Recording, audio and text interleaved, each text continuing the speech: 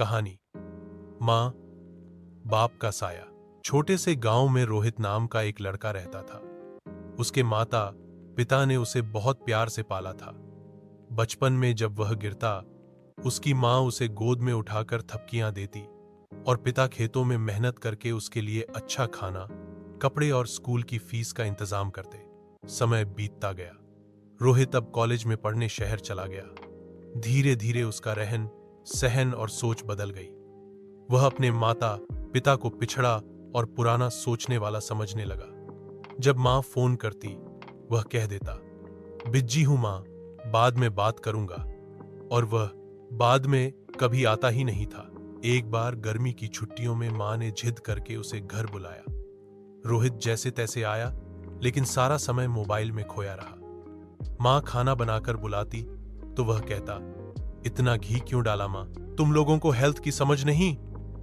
पिता कुछ पूछते तो वह उखड़ जाता। पड़ोस की बुआ ने धीरे से कहा, बेटा माँ बाप बुढ़ापे में बच्चों के सहारे होते हैं, उनके प्यार की कद्र करो। रोहित ने हौंसते हुए कहा, बुआ अब जमाना बदल गया है, आप लोग इमोशनल बातें करते हैं। छुट्टियां खत्म हुई और रोहित वापस शहर चला गया। 2 महीने बाद एक दिन उसे गांव से फोन आया। माँ को दिल का दौरा पड़ा था। रोहित दौड़ा पहुंचा, लेकिन माँ अब दुनिया में नहीं थी। पिता खामोशी से दरवाजे पर बैठे थे।